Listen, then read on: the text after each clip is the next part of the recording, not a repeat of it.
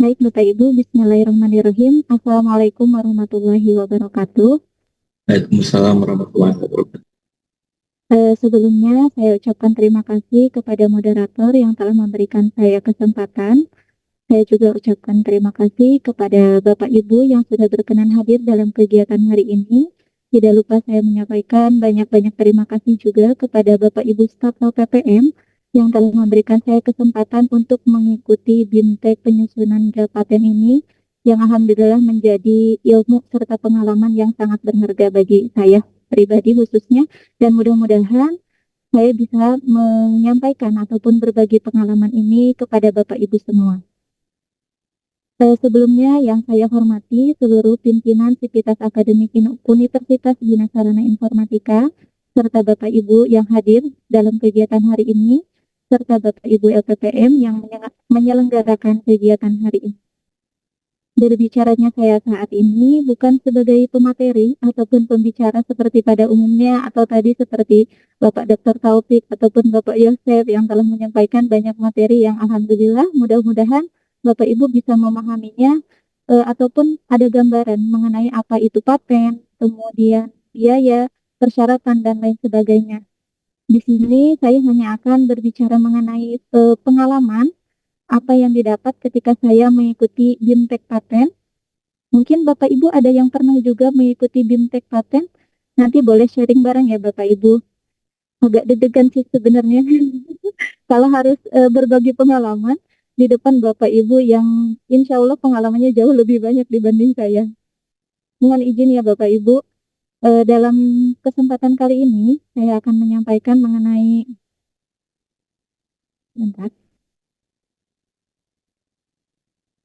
mengenai bagaimana sih proses mengikuti BIMTEK Paten sampai mendapatkan insentif paten. Kemudian apa yang menjadi latar belakang dari terbentuknya paten ini? Karena tadi sudah dijelaskan oleh Bapak Yosef ya, bahwa pembentukan paten ini bisa dimulai dari sebuah masalah yang ada di sekitar kita. Kemudian sejauh mana progres permohonan paten yang sedang diajukan, serta bagaimana teknik untuk menyusun draft paten itu sendiri. Nah, untuk proses BIMTEK paten, itu pertama kali dilakukan adanya pendaftaran BIMTEK. Ada edaran terlebih dahulu dari Dikti untuk melakukan pendaftaran, itu dilakukan pada tanggal 24 Agustus. Kemudian di dalam mandati itu sekitar hampir 1 bulan ada pengumuman bahwa lolos, alhamdulillah lolos untuk mengikuti BIMTEK. Karena informasi dari teman saya dari kampus lain, itu tidak semua yang daftar lolos pada kegiatan ini.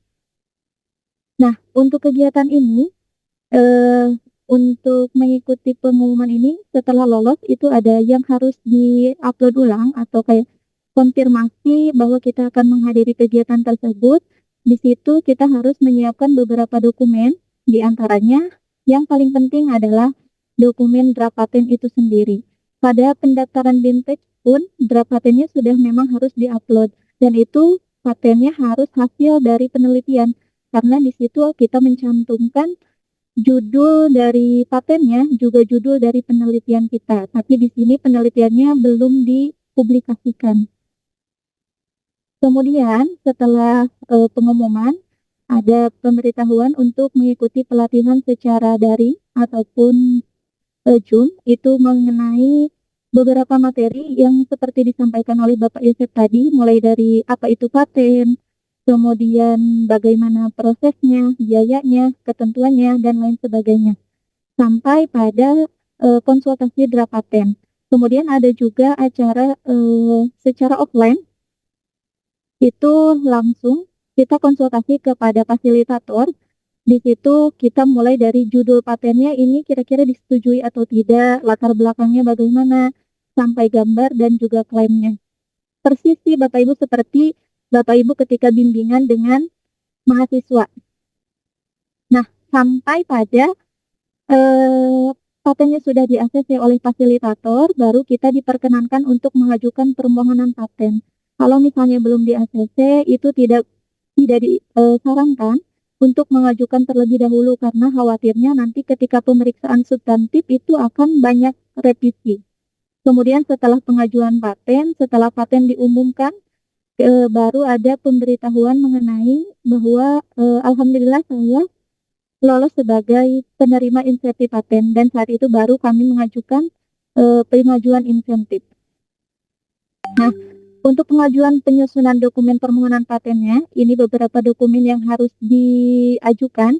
Ada biodata, itu biodata mengenai diri kita, kemudian penelitian apa yang sudah pernah kita lakukan, HKI yang kita miliki, kemudian identitas usulan, itu mengenai intensi kita seperti apa dan lahir dari penelitian apa. Kemudian fakta integritas serta draft deskripsi patennya. Kemudian untuk pendaftaran paten tadi yang insentif, pendaftaran paten untuk insentif ya Bapak Ibu, ini harus menyertakan sertifikat juga, karena yang dianjurkan untuk mengikuti ini yang mengikuti BIMTEK terlebih dahulu. Jadi di upload sertifikatnya, kemudian formulir permohonan paten, dan juga deskripsi patennya. Kemudian setelah menerima dana insentifnya, baru dilakukan laporan insentif paten terdaftar atau laporan bahwa dananya sudah diterima, dana insentifnya. Nah, selanjutnya, ini beberapa dokumentasi ketika melakukan BIMTEK. Selanjutnya ada latar belakang dari intensi yang kami buat. Sebenarnya ini dibuat oleh tim ya, jadi bukan saya pribadi. Saya di sini hanya diamanahkan saja Bapak Ibu, dan yang memiliki ide itu justru Bapak Ibu di belakang LPPM. Saya mewakili aja, menyampaikan gitu. Nah, latar belakangnya dari apa? Yang pertama itu dari penyelenggaraan ICISD. Nah, ICISD yang biasa dilakukan oleh LPPM hampir setiap tahun. Kemudian dari situ kami menggunakan platform pengelola konferensi, yaitu EasyChair. Nah, sebenarnya untuk EasyChair ini sudah cukup memenuhi, tapi ada beberapa kekurangan. Dari segi submit, kemudian review, serta penolakan atau rejecting, itu sudah ada di EasyChair. Tapi untuk pengelolaan atau pengorganisasian beberapa dokumen lainnya itu tidak ada. Jadi kami membuat sistem sendiri back-end untuk mengelola seperti file presentasi, sertifikat, LOA, bukti pembayaran, dan lain sebagainya. Itu kami buat sistem sendiri. Kemudian untuk menampilkan front end-nya itu juga dibuat sendiri, tapi belum terintegrasi. Jadi ada 3. Ada review-nya atau manajemen pengelolaannya di EasyChair, pengelolaan back-end-nya di back-end, terus ditampilkan lagi di front end. Itu ada 3. Dan itu 2 tahun berturut-turut kami lakukan seperti itu, sampai akhirnya sepertinya tidak bisa seperti itu lagi. Jadi dijadikan sebuah peluang bagaimana caranya agar sistem itu jadi terintegrasi. Baik mulai dari pendaftaran, kemudian review, pengorganisasian filenya tadi, sampai konfirmasi pembayaran, dan sampai front end-nya pun itu terintegrasi dalam satu sistem. Jadi kita tidak bolak-balik ke EasyChair, kemudian back end, kemudian update lagi di front end. Nah, dari hasil tersebut, jadilah paten sederhana ini dengan judul Integrasi Model Konferensi Internasional berbasis HMPC. Nah, yang kami patenkan ini adalah prosesnya Bapak Ibu. Jadi, kalau misalnya sistemnya itu bisa masuk hak cipta dan prosesnya itu bisa masuk ke paten. Nah, paten ini mengelola konferensi yang terintegrasi, meliputi berbagai fungsi untuk membantu tadi memfasilitasi pelaksanaan sebuah konferensi. Nah, sedangkan untuk progres permohonannya, seperti yang sudah dijelaskan juga sebelumnya oleh Bapak Yosef, permohonan itu mulai dari 0 sampai 28 hari. Kami melakukan pengajuan permohonan pada tanggal 20 Oktober 2023, kemudian mendapatkan formalitas lengkap atau data-datanya sudah dipenuhi itu pada tanggal 3 November. Setelah itu ada masa tunggu untuk mendapatkan pengumuman selama 14 hari kerja, dan alhamdulillah sudah keluar pada tanggal 4 Desember 2023. Kemudian dari situ nanti kita akan menunggu juga di 14 Desember 4 Desember sampai 14 hari kerja untuk pemeriksaan substantif. Tadi pemeriksaannya 0 sampai 6 bulan. Jadi kami masih proses menunggu juga Bapak Ibu. Mudah-mudahan paten ini berhasil atau sampai diberikan paten, tidak direvisi ataupun tidak ditolak. Nah, ini adalah data di DJKI atau di aplikasi KPI bahwa sekarang posisi paten kita ada di masa pengumuman. Kemudian ini ada workflow-nya, ada paten sederhana, ini deskripsi paten kami, kemudian ini bukti permohonan, ini adalah bukti bahwa formalitasnya lengkap, kemudian ada cetak surat pemberitahuan publikasi atau tadi disebut dengan pengumuman publikasi.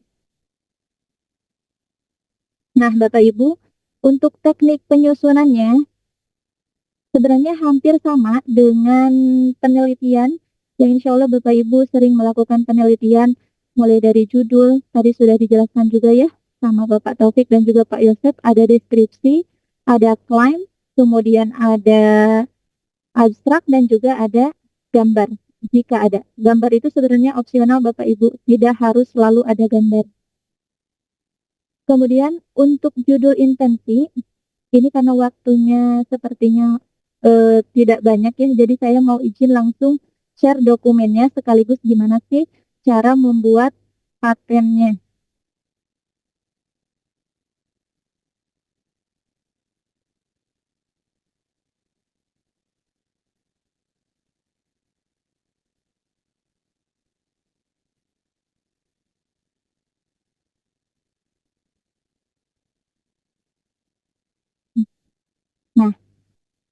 Nah, sudah terlihat Bapak Ibu deskripsi patennya?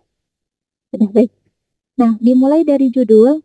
Judul itu sama seperti penelitian, jadi harus mencerminkan intensi kita secara jelas, singkat, dan tidak mengandung kata-kata yang tidak berperan. Sebelumnya, karena kami juga pernah mengajukannya dengan judul yang lain, awalnya paten ini diberi judul The Role of Model Integration in HMPC Desa International Conference. Pokoknya tuh bahasa Inggris yang biar kelihatannya tuh keren gitu. Tapi ternyata ketika kami konsultasi ke fasilitator, justru itu tidak disarankan karena pengajuan patennya ini di Indonesia, jadi harap menggunakan bahasa Indonesia. Kalaupun misalnya metode HMPC ini ada bahasa Indonesianya, berarti itu kita gunakan bahasa Indonesia. Tapi karena tidak ada, jadi diperkenankan untuk menggunakan bahasa Inggris, tapi harus dicetak miring. Itu untuk judul. Kemudian untuk bidang teknik invensi, ini bidang teknik invensi ini harus menjelaskan apa sih invensi kita itu menjelaskan mengenai apa. Di sini invensinya mengenai model pengelolaan konferensi yang terintegrasi melalui berbagai fungsi untuk memfasilitasi pengorganisasian dan pelaksanaan sebuah konferensi. Nah, untuk bidang teknik nanti bisa disesuaikan dengan paten Bapak Ibu. Barangkali setelah memahami beberapa materi dari pertemuan hari ini, Bapak Ibu ternyata banyak ide-ide yang terpendam gitu. Atau sebenarnya ternyata baru tahu kalau itu tuh bisa dijadikan sebagai paten. Karena tadi kan contohnya sederhana banget ya Bapak Ibu, dari pulpen yang awalnya misalnya tutupnya ada tutup terus ke Pegas, terus yang diintegrasiin antara Pegas sama pulpennya warna-warni. Nah, model yang kami ajukan itu juga sama integrasi. Jadi integrasi dari yang isi share tadi dengan sistem back-end dan front-end kami dijadikan satu. Jadinya paten sederhana. Nah, itu Bapak Ibu, barangkali Bapak Ibu punya sudah punya, saya ternyata mau mempatenkan ini dan setelah ini langsung buat draft patennya. Kemudian untuk latar belakang invensi, itu sama Bapak Ibu dengan penelitian. Latar belakang pasti akan mencakup apa masalahnya. Nah, di sini kami juga membahas mengenai EDAS. EDAS itu adalah salah satu platform juga sama seperti EasyChair. Kemudian awalnya memang dijelaskan tentang apa sih invensi ini, kemudian ini kompetitor atau invensi lain yang sebelumnya dijelaskan EDAS ini seperti apa, biasanya mencakup berbagai fitur termasuk penerimaan dan penolakan makalah dan beberapa kasus lainnya. Itu dijelaskan secara rinci untuk invensi atau penelitian sebelumnya ya, kalau di penelitian. Kemudian di sini dijelaskan juga isi chair. sebagai pembanding antara EDAS dan EasyChair. Sama dijelaskan juga kelebihannya apa dari EDAS dan EasyChair ini. Selain itu, harus diperkuat dengan masalah yang dari tadi kan, integrasinya tidak ada antara EDAS dan EasyChair, juga pengelolaan atau pengorganisasian dokumen-dokumen lain selain artikelnya. Nah, di sini integrasi datanya meliputi proses pendaftaran sampai tadi konfirmasi pembayaran. Nah, selain itu juga di latar belakang harus diperkuat dengan paten. Nah, saya memang sebelumnya ingin yang diperkuat itu dengan paten dari EasyChair-nya ataupun EDAS-nya, tapi saya tidak menemukan paten untuk kedua tersebut karena belum tahu ya yang dipatenkan dari EasyChair ataupun EDAS itu apa gitu. Karena kan belum tentu namanya EDAS ataupun EasyChair. Jadi boleh dikuatkan dengan paten yang lain yang serupa yang juga membahas mengenai sistem konferensi. Nah, ini kalau misalnya di penelitian berarti hampir sama dengan penelitian terkait dan harus disertakan referensi. Seperti itu ya Bapak Ibu. Setelah itu baru nanti disimpulkan solusi dari permasalahan kita. Solusinya seperti apa? Nah, di sini solusinya dimaksudkan untuk mengatasi permasalahan yang kemudian dengan cara mengintegrasikan seluruh pengelolaan konferensi menjadi satu kesatuan. Insya Allah Bapak Ibu paham ya untuk latar belakang. Kemudian untuk uraian singkat, nah uraian singkat itu memang untuk boleh sama dengan klaim, ini dibuat untuk memuat tujuan dari intensi, tujuannya untuk apa? Yaitu tadi mengatasi permasalahan, kemudian proses integrasi, mengungkapkan fitur yang esensial. Esensial dari sini yaitu yang kami klaimkan atau kami tekankan dalam hal ini adalah proses integrasinya. Boleh dibuat sama dengan klaimnya, boleh juga digabungkan kalau klaimnya lebih dari satu. Tapi karena ini paten sederhana, jadi memang hanya punya satu klaim saja. Kemudian untuk uraian singkat gambar, itu nanti menjelaskan secara singkat mengenai hal-hal yang berkaitan dengan gambar. Misalnya nanti gambar tekniknya itu boleh dibuat per poin ataupun ada angka-angkanya, nanti poin 1 menjelaskan tentang apa, poin 2 menjelaskan tentang apa. Itu tentang uraian singkat gambarnya. Karena di gambar itu tidak boleh ada teks, cuma boleh ada angka aja. Ataupun rumus kimia. Nah, kemudian untuk uraian lengkap ini menjelaskan salah satu cara pelaksanaan intensi disertai dengan contoh, kemudian apabila mengacu pada gambar, nah seperti ini, mengacu pada gambar 2, analitik dan proses pengambilan keputusan, nah itu boleh dijelaskan secara lengkap. Kemudian misalnya ada step yang tidak ada di gambar dan belum dijelaskan juga di latar belakang ataupun di uraian singkat, boleh Bapak Ibu jelaskan di uraian lengkap. Jadi semua fitur dijelaskan di uraian lengkap. Kemudian setelah itu ada klaim.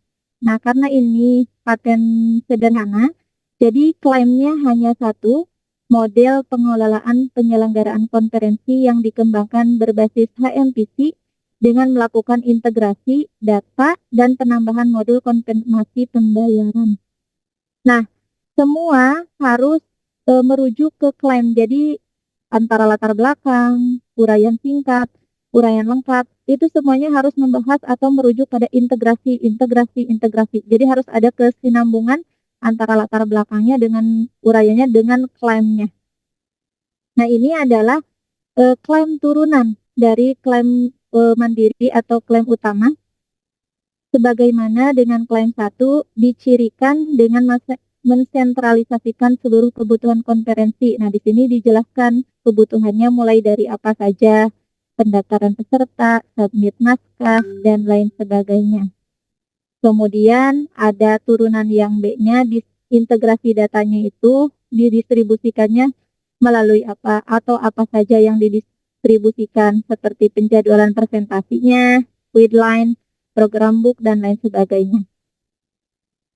Kemudian untuk abstrak itu dimulai dengan judul dan maksimal 200 kata. Judulnya ini sama. Kemudian berisi ikhtisar dari deskripsi skripsi dan juga klaim. Sama Bapak Ibu, seperti abstrak yang di penelitian harus mengandung permasalahan, kemudian tujuan, kemudian solusi dari permasalahan. Dan tidak boleh lebih dari 200 kata. Dan jangan lupa Bapak Ibu, apabila ada bahasa asing yang tidak bisa di bahasa Indonesia tidak ada bahasa Indonesianya, itu harus dicetak miring. Kemudian ini adalah gambar, jadi gambar itu tidak ada teks, boleh ada, boleh tidak, dan sebenarnya gambar ini masih kurang ya Bapak Ibu, karena harusnya yang dicantumkan di gambar itu adalah teknisnya atau alur dari proses model ini sendiri. Tapi karena kemarin sudah di ACC juga, nanti kalau misalnya ada direvisi ya berarti revisi, kalau enggak ya berarti alhamdulillah. Nah, Bapak Ibu nanti kalau misalnya yang dipatenkan itu adalah proses, saya sarankan yang digambarnya juga itu adalah proses atau alur seperti flowchart atau boleh diagram alur dan lain sebagainya. Yang penting itu menggambarkan alur atau proses dari model yang Bapak Ibu patenkan. Karena yang dipatenkan di sini tuh bukan sistemnya tapi prosesnya, sedangkan di sini gambarnya gambar sistem. Nah, ini mungkin yang masih kurang dari saya karena kemarin juga memang waktunya cukup singkat Bapak Ibu, BIMTEK-nya hanya 2 hari saja. Nah, itu untuk deskripsi patennya. Sedangkan untuk dokumen-dokumen lain yang tadi sudah dijelaskan juga oleh Bapak sebelumnya, ada surat kepemilikan invensi, itu nanti tinggal disesuaikan saja nama-namanya, kemudian diberikan tanda tangan. Kemudian surat pernyataan pengalihan hak invensi, ini template-nya sudah disediakan, mungkin nanti juga akan disediakan di web sentra ya Pak Yosef ya. Ya, nanti akan disediakan di web sentra mulai dari template draft paten, kemudian hak invensi, hak pengalihan invensi. Nah, ini adalah formulir permohonan ketika kita melakukan pendaftaran paten, ini adalah formulir yang akan kita dapat dari pengajuan tersebut. Dan ini juga digunakan nanti untuk pengajuan insentif. Kemudian ini adalah bentuk permohonan atau pemberitahuan bahwa paten kita sudah lengkap atau syarat-syaratnya sudah memenuhi. Kemudian ini adalah pemberitahuan pengumuman permohonan paten itu sudah diterima atau sudah diumumkan dan sudah dipublikasikan. Nah, paten kami baru sampai sini Bapak Ibu. Nah, ini adalah laporan penerimaan dana insentifnya. Kemudian ini sertifikat, kalau sertifikat tidak perlu ya. Maksudnya sertifikat ini, sertifikat paten hampir sama dengan HKI ya Bapak Ibu. Tapi ini mohon izin saya ambil dari Google karena paten kami belum mendapatkan hak patennya dan belum ada sertifikatnya. Jadi ini hanya sebagai contoh saja bahwa sertifikatnya seperti ini. Kemudian nanti akan ada deskripsi dari patennya. Seperti itu Bapak Ibu. Mungkin hanya itu Bapak Ibu yang bisa saya sampaikan terkait dengan penyusunan draft paten yang singkat juga. Nanti Bapak Ibu kalau misalnya ada yang mau ditanyakan boleh ke pihak sentra HKI. Jangan ke saya, ke HKI aja. Sebelumnya terima kasih atas perhatiannya Bapak Ibu. Mohon maaf apabila banyak kekurangan. Wabillahi taufiq wal hidayah. Wassalamualaikum warahmatullahi wabarakatuh. Saya kembalikan kepada moderator.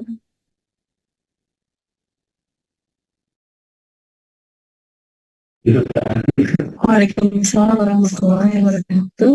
Terima kasih Kak Syarisma.